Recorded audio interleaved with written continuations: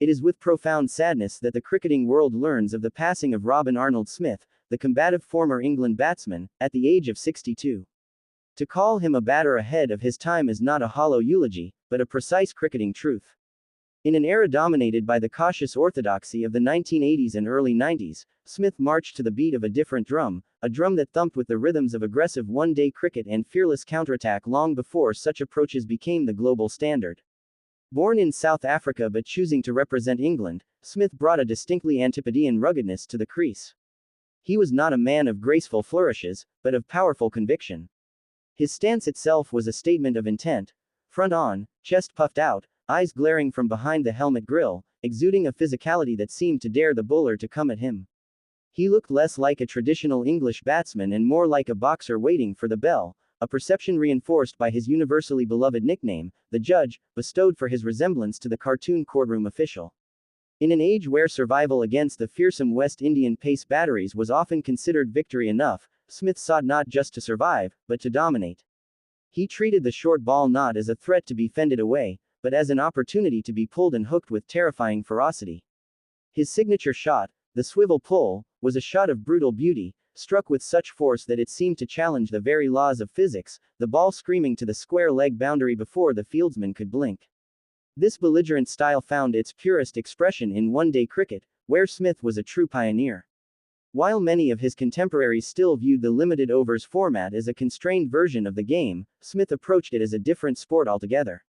He mastered the art of hitting over the top, particularly through the arc between mid-wicket and long on, with a clean, muscular power that predated the modern era of power hitting.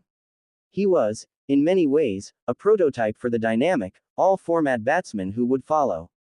His Test career, though perhaps not as prolific as his talent deserved, was illuminated by moments of breathtaking bravery. His 148 against a West Indian attack featuring Marshall, Patterson, Ambrose, and Walsh at Lord's in 1991 stands as a monument to courage and skill. It was an innings of sheer defiance and attacking intent, a lone hand of brilliance that announced his arrival at the very top level against the very best.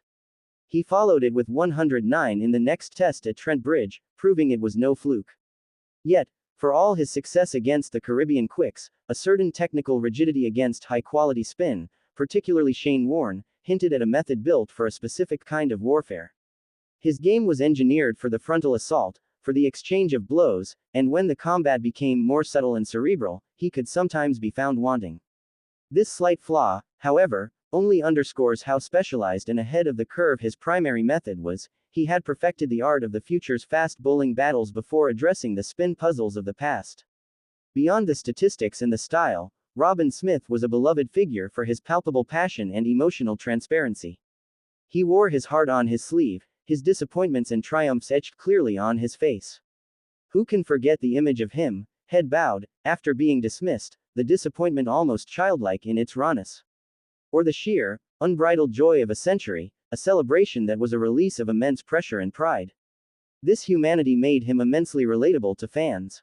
His partnership with close friend and Hampshire teammate Matthew Hayden, years later, was telling. Hayden, one of the most dominant openers of the modern age, credited Smith with influencing his own aggressive mindset. Here was a batsman from a future generation acknowledging the debt owed to the Englishman's trailblazing approach. Smith's philosophy had transcended eras and borders, a validation of his early vision for how the game could be played.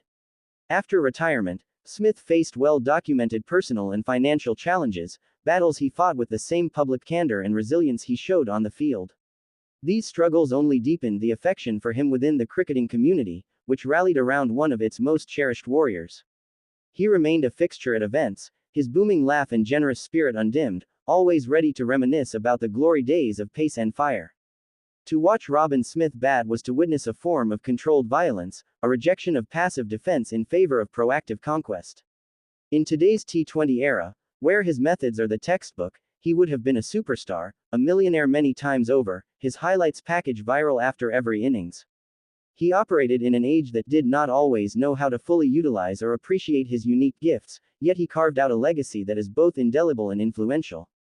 The cricketing world has lost not just a fine player, but a genuine original.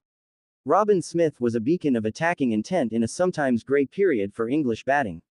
He provided thrill-a-minute entertainment and moments of unforgettable bravery, facing down bowling attacks that would be the stuff of nightmares for lesser players. His legacy is enshrined in the memory of those thunderous pulls, those booming drives, and that unwavering chest-forward stance. He was a batter who played the game of the future, today, and in doing so, gave fans a thrilling glimpse of what was to come. He showed that courage could be an attacking strategy, and that respect was earned not just by surviving, but by striking back. So, we say farewell to the judge. May his sentences from the crease, those powerful verdicts delivered with the swing of his bat, continue to inspire generations to come. He was, unequivocally, a man and a cricketer ahead of his time, and the sport is poorer for his passing, but infinitely richer for his presence. Rest in peace, Robin Smith.